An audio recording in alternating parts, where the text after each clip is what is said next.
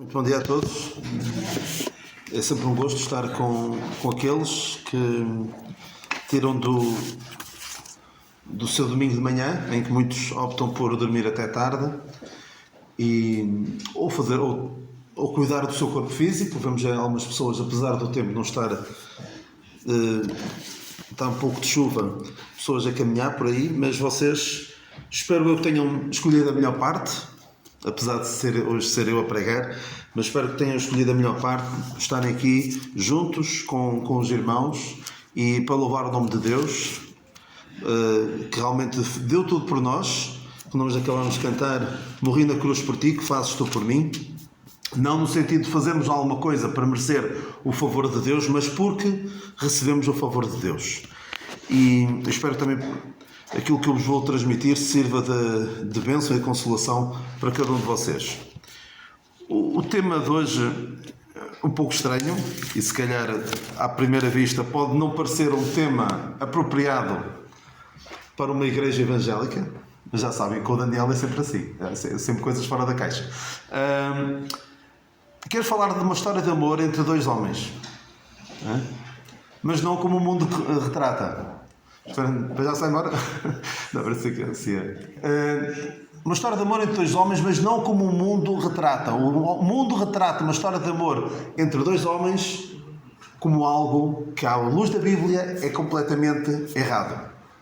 Porque o mundo deturpou a palavra amor. Aquilo que a Bíblia fala como sendo amor, hoje no mundo é lascívia, é luxúria, é sexo, tudo aquilo é de uma devassidão e não aquilo que realmente a Bíblia fala como sendo amor. Se eu falo da história de amor entre dois homens e não estou a falar desse amor carnal que o mundo quer retratar, de quem é que acham que eu vou falar? Uma história de amor entre dois homens. David e... Como é que se chama? Jonatas, David e Jonatas, muito bem, muito bem. A Raquel já podes pegar nas passagens. De facto, é a história de amor entre dois homens. E vamos ler um pouco sobre a história destes dois homens e ver como é que é o amor em ação. Eu vou tentar saltar aqui algumas partes que vocês conhecem certamente bem. A história de David e Golias. David ofereceu-se prontificou-se perante a cobardia de todo o povo, de todos os soldados, muito mais experientes do que ele, para ir pelejar contra Golias. David pontificou-se e foi. E reparem, é a primeira vez que nós vemos falar de Jonatas e Davi em simultâneo. Já havia algumas histórias anteriores que falavam da bravura de Jonatas, de como ele era um homem destemido, sempre pronto para a guerra e com um temperamento, com um feitio muito diferente do seu pai. Então, lemos assim, em 1 livro de Samuel 18:1. E sucedeu que, acabando ele de falar com Saul, já depois de ter matado Golias, a alma de Jonatas se ligou com a alma de Davi. E Jonatas o amou como a sua própria alma. A alma se ligou com a Davi.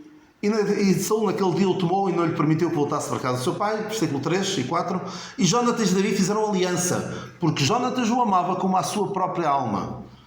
E Jonatas se despojou da capa que trazia sobre si e a deu a Davi como também as suas vestes, até a sua espada e o seu arco e o seu cinto. Até aqui.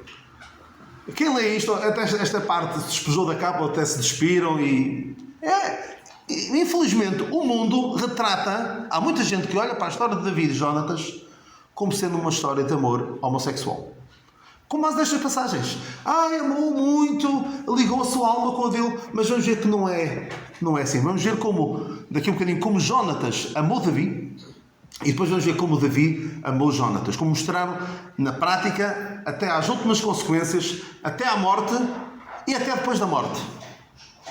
Que é interessante. Muitas histórias de amor acabam com a morte. Mas vamos ver que nem na morte, nem com a morte, esta história de amor terminou. A alma de Davi se ligou com a alma de Jonatas se ligou com a alma de Davi e Jonatas o amou como a sua própria alma. Há um ditado que diz: um amigo é uma alma em dois corpos. Ou seja, duas almas mesmo ligadas sentem a mesma coisa, para onde vai um vai o outro e estão de comum acordo. Estes dois homens eram assim, apesar de as circunstâncias da vida, o pai de Jonatas ter dificultado a sua proximidade. Mais à frente, versículo 1 do capítulo 19.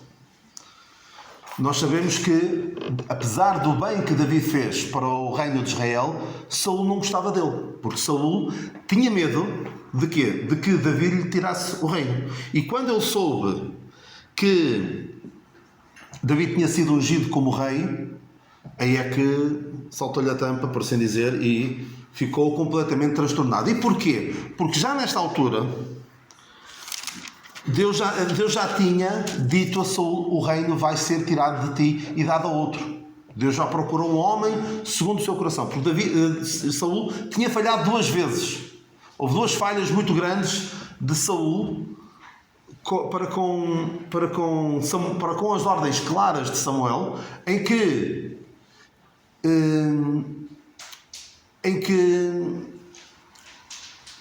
Samuel disse: vai e destrói aquele povo por completo. E ele não destruiu. Destruiu quase tudo, mas poupou o rei, poupou os animais, e Deus reprovou a sua atitude. Noutra situação, Deus disse: espera por Samuel. Samuel vai oferecer o sacrifício. E Saul, com medo do que estava a acontecer, do inimigo que estava a aproximar-se, ele e ofereceu o sacrifício. 2 vezes falhou e Deus já tinha dito: o teu reino vai ser tirado de ti. Então Saul estava muito perturbado com isto e tinha medo que lhe tirassem o reino. E até confrontou, vamos ver isso daqui a pouco, confrontou o próprio Jonatas: então tu estás tão amiguinho do Davi, o Davi vai ser a tua ruína, ele vai tirar-te o reino, ele vai tratar de aniquilar-me a mim e a ti. E tanto que, vocês certamente se lembram, quando Saul disse: quem for lutar com Golias, eu vou dar-lhe a minha filha em casamento. Mas quando chegou a hora da verdade, Saul não deu nada à filha mais velha em casamento, deu depois a mais nova, mas mesmo para dar a mais nova foi preciso dizer: olha, vai e mata a 100 filisteus, para poderes merecer casar com a minha filha. Ou seja, Saul não gostava de Davi, por isto mesmo. Mas reparem aqui neste versículo. E isto é o amor em ação. E se falou Saul a Jonatas, seu filho, e a todos os seus servos, para que matassem a Davi. Porém Jonatas, filho de Saul, estava muito afeiçoado a Davi. E Jonatas o anunciou a Davi, dizendo: meu pai Saul procura matar-te, pelo que agora guarda-te pela manhã e fica-te em oculto e esconde-te. E sairei eu e estarei à mão do meu pai no campo em que estiveres. E eu falarei a ti, a meu pai, e verei o que há, e tu anunciarei. Então Jonatas falou bem de Davi a seu pai e disse-lhe: não peque o rei contra o seu servo Davi, porque ele não pecou contra ti e porque os seus feitos te são muito bons. Aqui, podes passar estes 2 versículos à frente. Basicamente está a dizer que Davi foi muito útil na guerra. E agora versículo 7. Versículo 7, sim. E Jonatas chamou Davi e contou-lhe todas estas palavras. Jonatas levou Davi a Saul e esteve perante ele como antes. Ou seja, ali conseguiu apaziguar o ânimo de Saul. Como diz aqui na minha Bíblia, diz: Jonatas aplaca o ciúme que seu pai tem de Davi.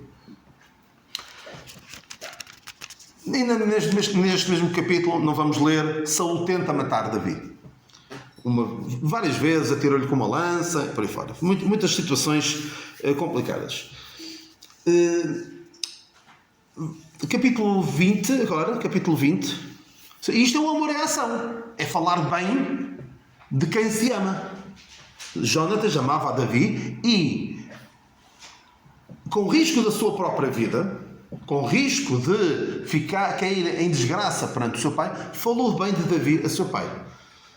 Intercedeu, no fundo, por Davi. Então, mais tarde, no capítulo 20, encontram-se os dois. E aqui é Jonatas a dizer assim. Não, aqui é Davi a dizer. Davi a dizer a Jonatas. Encontraram-se, com medo de ir logo ter diretamente com Saul, que era sempre um problema. Jonatas basicamente servia de, olha, hoje não é bom dia para vir ter com o meu pai, tentava apaziguar ali as coisas. Usa, pois, de misericórdia para com o teu servo, porque o fizeste entrar contigo em aliança do Senhor. Se porém há em mim crime, mata-me tu mesmo, porque me levarias a teu pai. Então Jonatas disse, longe de ti tal coisa, porém se de alguma forma soubesse que já este mal está inteiramente determinado pelo meu pai, para que viesse sobre ti, não te revelaria eu. Ou seja, se já soubesse que o meu pai te vai matar, eu não te levaria. E depois eles aqui combinam, não podemos ler tudo, combinam como é que se Davi há de ir ter ou não com Saul, e arranjam ali um estratagema para que não vamos poder ler, para a segurança de Davi. Vamos agora ao versículo 13, que é aqui que eles fazem um pacto e muito importante este. E aqui é Jonatas a falar, o Senhor faça assim com Jonatas, outro tanto, porque se aprover o meu pai fazer-te mal, também te farei saber. Ou seja, se o meu pai quiser fazer-te mal, eu vou dizer-te, e te deixarei partir e irás em paz, e o Senhor seja contigo, assim como foi com o meu pai. Versículo 14, e se eu então ainda viver, agora é muito importante aqui, isto é Jonatas a dizer a Davi, se eu então ainda viver, porventura não usarás comigo da beneficência do Senhor para que não morra. Ou seja, Jonatas sabia que Davi ia ser rei, e não ficou com ciúmes, não disse, eu é que mereço ser rei. Eu sou filho do rei, eu mereço ser rei. Quem é este Davi? Mas não, ele percebia os planos de Deus. Talvez não na totalidade, mas percebia que Davi era um ungido de Deus. Versículo 15. Nem tampouco cortarás da minha casa a tua beneficência eternamente, nem ainda quando o Senhor desarraigar da terra a cada um dos inimigos de Davi. Ou seja, um dia quando fores rei, e Deus limpar todos os teus inimigos da terra, poupa a minha casa, poupa a minha descendência. Assim fez Jonatas aliança com a casa de Davi, dizendo, o Senhor o requeira da mão dos inimigos de Davi. Penso que é só até o versículo, mais um versículo. E Jonatas fez jurar a Davi de novo, porque o amava com todo o amor da sua alma.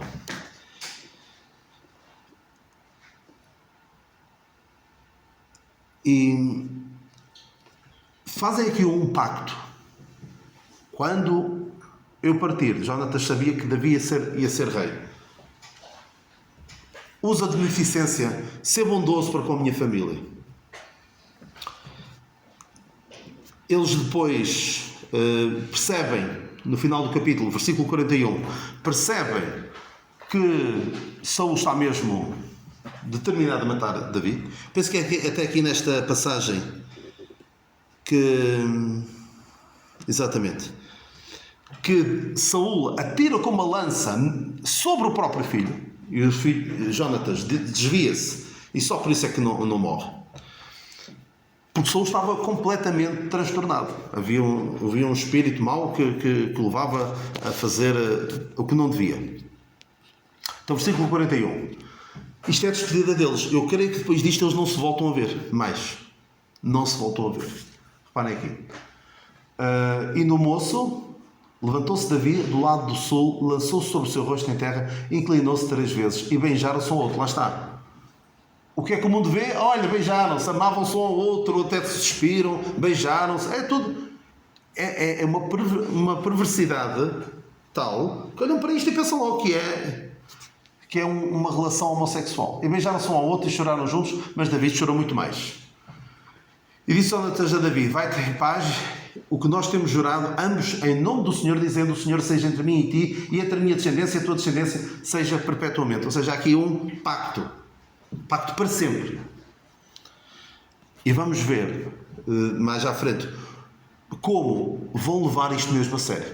Já vimos como Jonatas, por amar a Davi, e já agora, o que é isto de amar? Usa-se tantas vezes a palavra amar, e há uma certa dificuldade em definir amor. Eu vou contar-vos claro, podemos ir ler 1 Coríntios 13, que é uma passagem bastante... todos conhecem.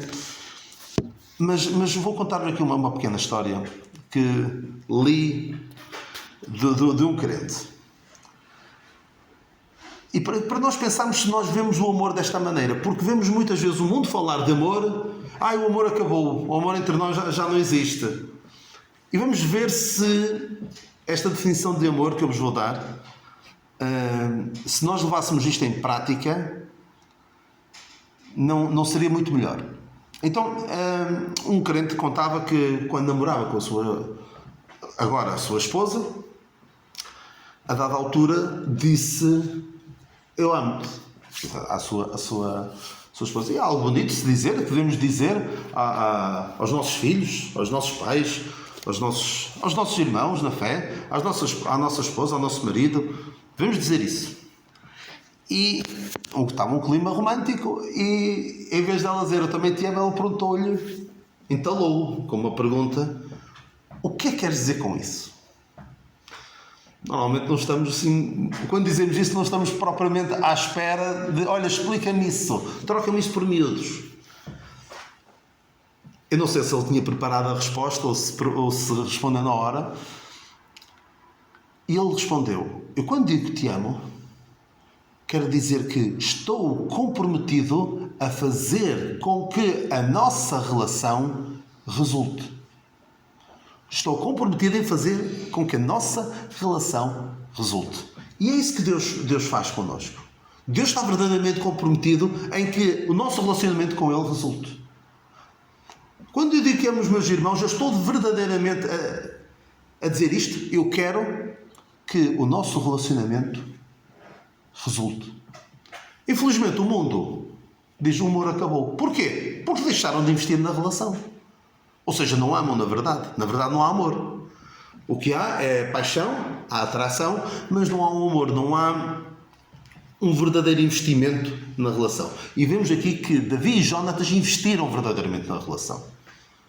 E não há aqui sexo, não há sexo. Claro que num casal, um homem e uma mulher que se amam, casam, claro que é natural que haja isso. Mas o amor é muito mais do que isso. E pode-se expressar de várias formas.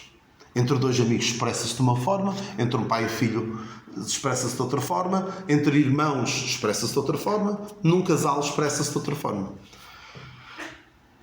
Mas o mundo corrompe tudo. Até uma bela história de amor como esta, o mundo consegue corromper. Agora, isto que eu vos vou contar não diz respeito, no capítulo 24, não diz respeito a Davi e Jonatas, mas está relacionado. O capítulo 24, Saúl andou sempre atrás de Davi. Davi teve duas oportunidades para o matar e poupou Davi duas vezes. Uma vez em que Saúl tinha entrado numa caverna e ele chegou-se perto dele e com a faca cortou-lhe um pouco do manto. E noutra situação estava Saúl a dormir e o companheiro de Davi até disse: espete-lhe a lança já e ninguém vai ouvir sequer, matamos-lo já e vais ser rei já. E Davi disse: não vou estender a minha mão contra o ungido do Senhor. E depois levou a bilha de Saúl e disse: olha, Saúl, podia ter-te matado. E não matou. E nessa situação, numa dessas situações, Saúl responde-lhe assim: agora, pois, eis que bem sei que certamente hás de reinar, e que o reino de Israel há de ser firme na tua mão. Portanto, agora jura-me, isto é Saúl a dizer, agora, pois, jura-me pelo Senhor que não desarrearás a minha descendência depois de mim, nem desfarás o meu nome da casa de meu pai. E jurou Davi a Saúl, e foi Saúl para a sua casa, porém Davi e os seus homens subiram ao lugar forte. Okay? Davi, por causa do que já tinha assumido, se comprometido, devido ao seu amor para com Jonatas, disse: eu vou poupar a tua descendência. E nós vemos a morte de, capítulo 31, a morte de da morte de Saúl e de Jonatas.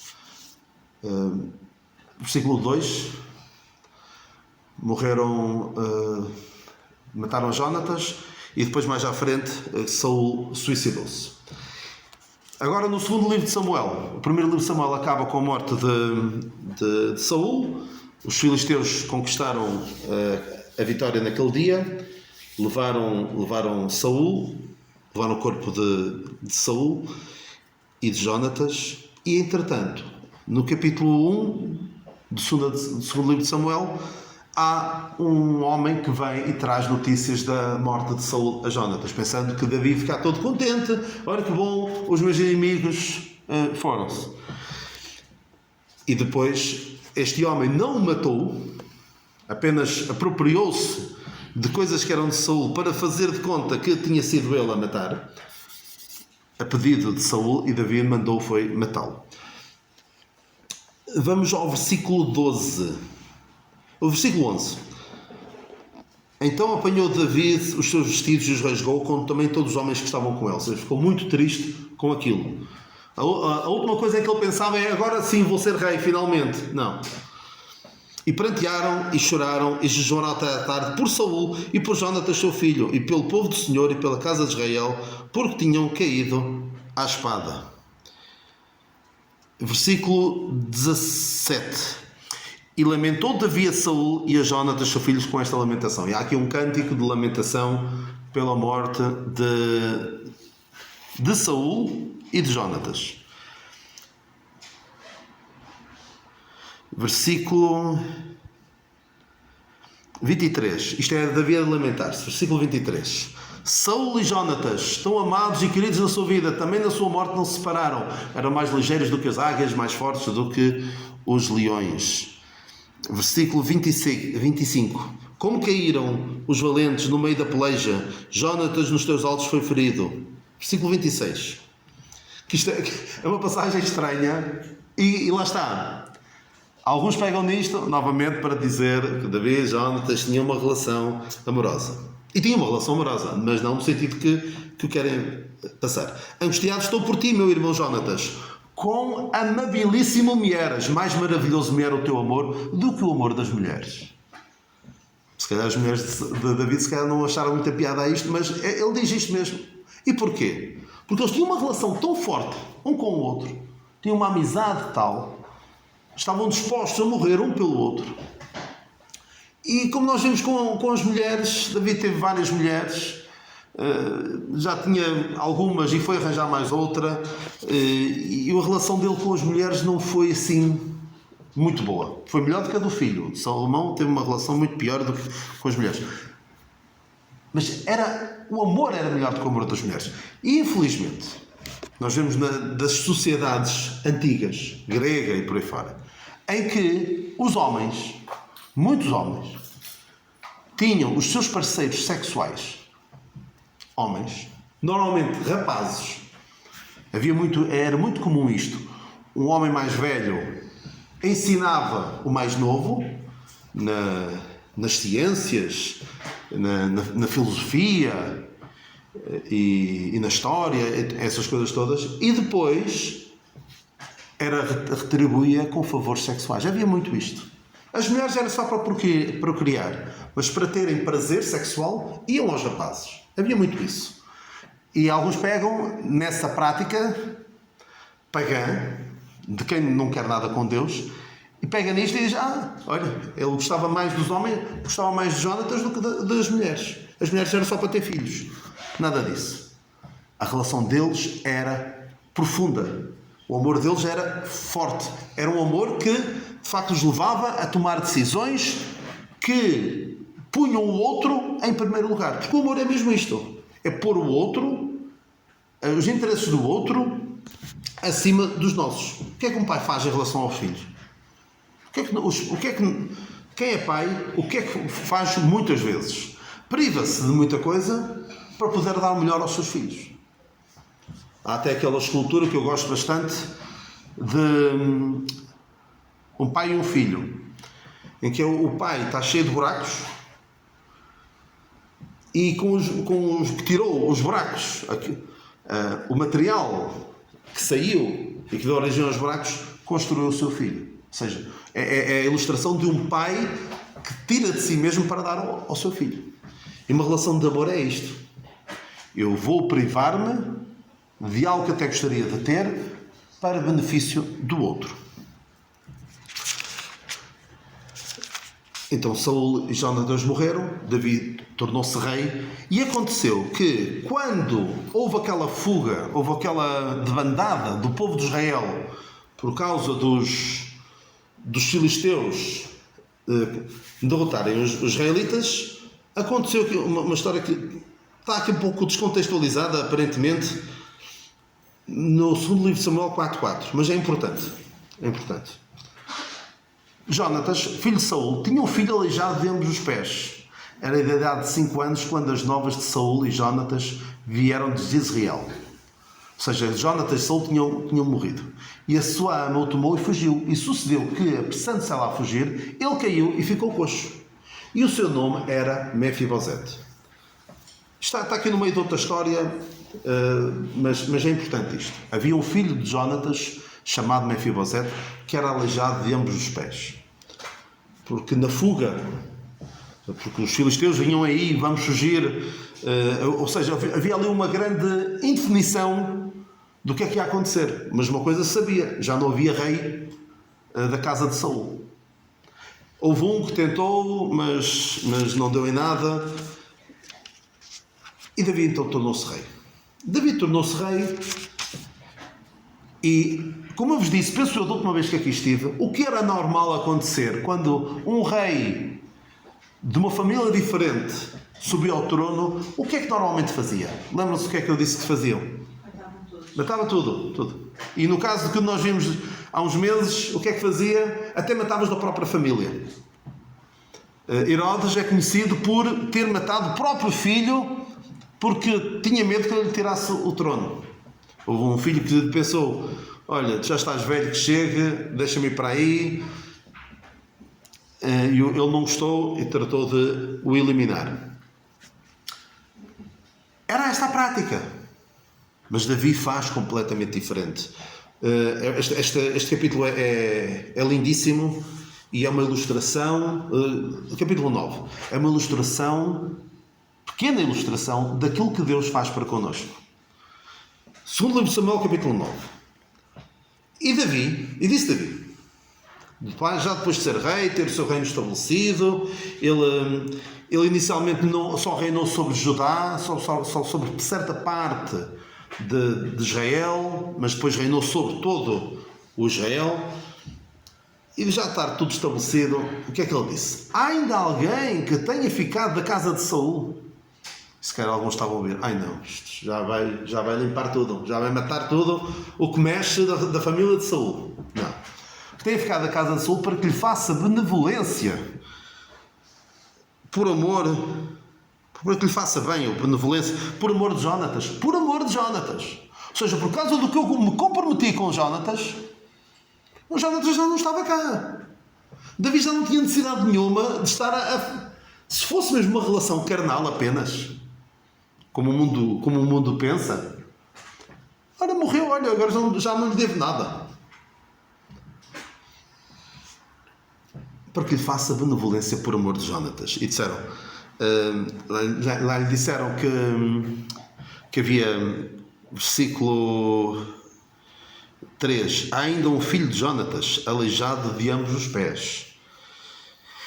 E o rei mandou chamar, versículo 6, e vindo Mefibosete, filho de Jonatas, o filho de Saul, veio a Davi e se prostrou por terra, inclinou-se e disse a Davi: Mefibosete. E ele disse: eis aqui o teu servo. Eu não sei o que é que Mefibosete estaria a pensar. Olha, fugi enquanto pude, agora já fui. E ele disse: não temas, porque de certo usarei contigo benevolência por amor de Jonatas teu pai, e te restituirei todas as terras de Saul teu pai, e tu sempre comerás pão à minha mesa. Reparem como Mefibosete não esperava nada. Mefibosete esperava a morte. E depara-se com isto. Isto é um pouco o que acontece connosco. O que é que nós, quando caímos, o ser humano, quando cai em si mesmo e se analisa a si mesmo, o que é que pensa? Eu não mereço nada, eu mereço a morte. E depois aparece Deus e disse: não temas, eu usarei de beneficência para contigo por amor do meu filho. E te darei muito mais do que aquilo que tu pensas. Imaginas? Quando Ele nos oferece a salvação. Uma salvação perfeita, completa, que nós não merecemos de modo algum. Mas Deus dá-nos isso. Deus oferece isso a todo o ser humano. basta aceitar. E o que é que ele responde? Mefibosete. Então se inclinou e disse: quem é o teu servo para teres olhado para um cão morto, tal como eu?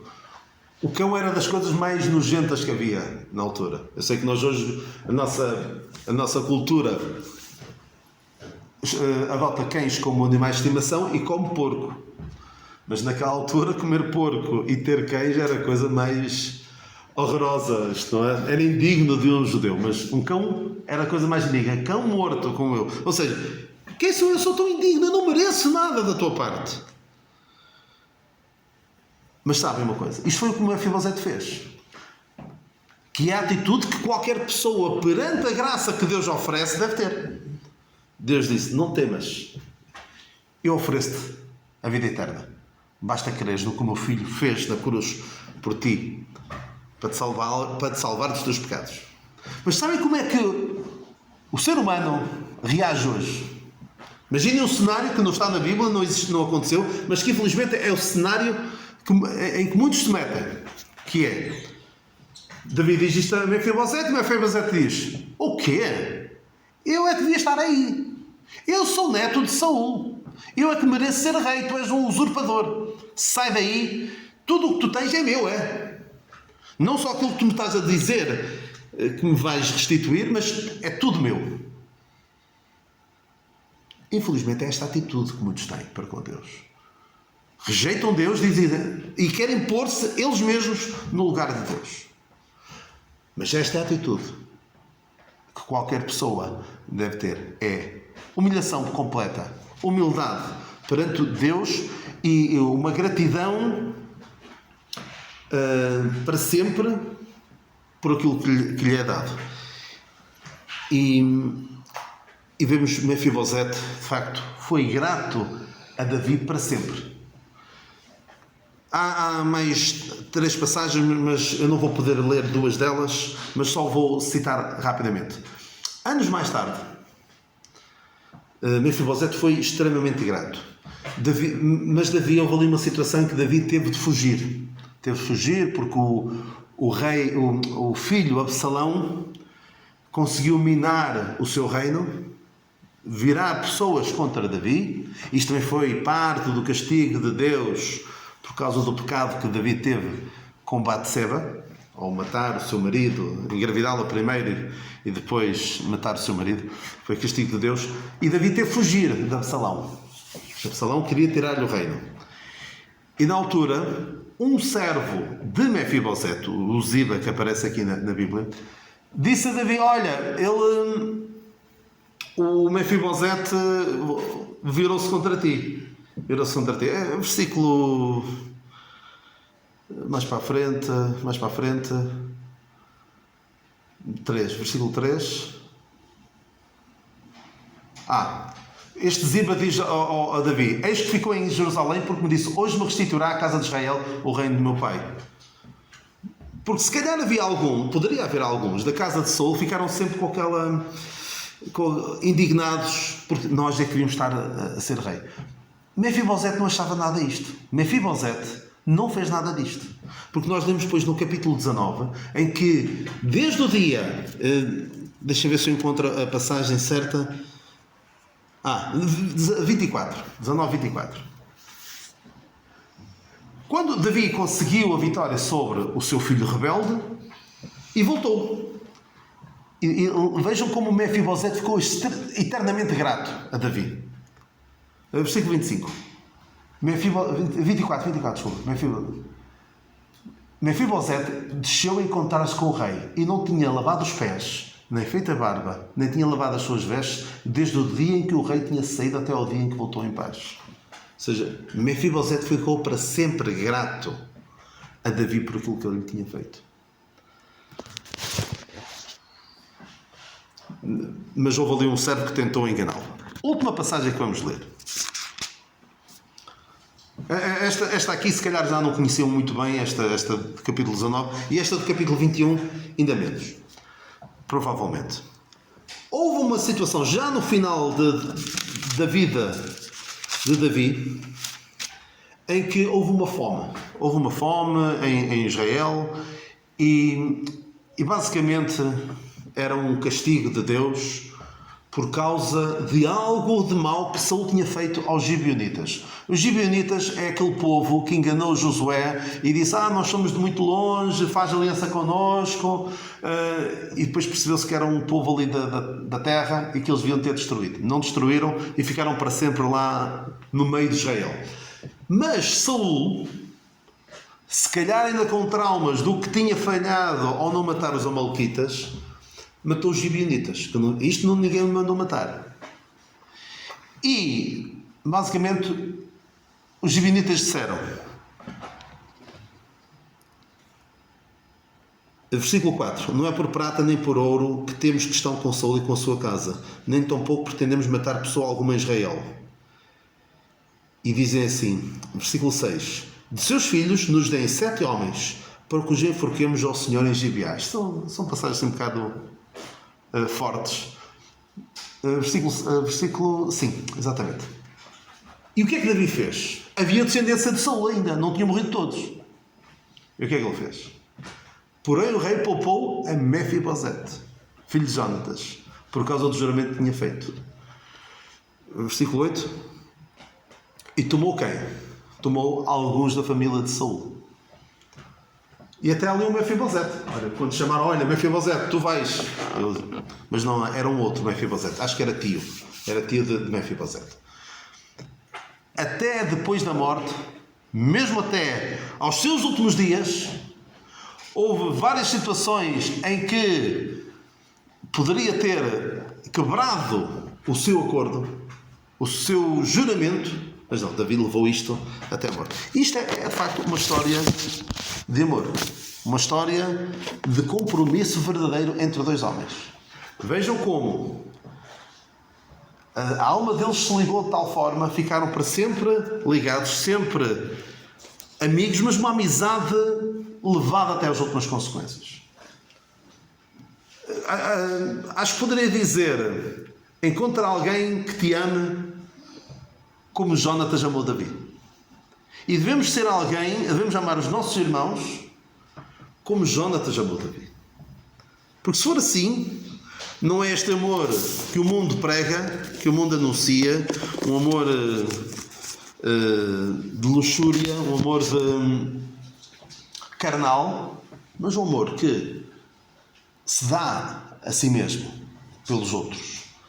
Se põe a sua própria vida em risco por amor dos outros. Esvazia-se dos seus próprios interesses para bem dos outros. E é isso que o nosso Senhor Jesus Cristo fez. Ele esvaziou-se a si mesmo, por nós. Isto é que é o amor. O amor é isto. É colocarmos os interesses dos outros, colocarmos o bem-estar dos outros acima do nosso. Jonatas fez isso para com Davi, pondo-se entre a lança do seu pai e a parede, praticamente.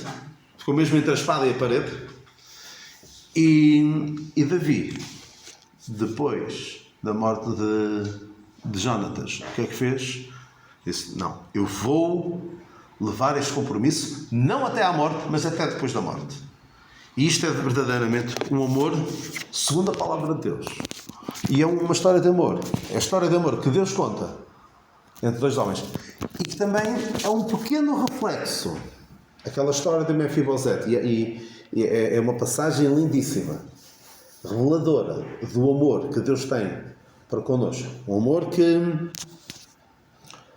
dá à pessoa mais indigna. Reparem como ele era um coxo. Era alguém da família de Saul que tinha tudo para ser aniquilado. Mas por amor de Jonatas, Davi não só poupou, não só não condenou à morte, mas deu muito mais do que aquilo que ele poderia alguma vez imaginar.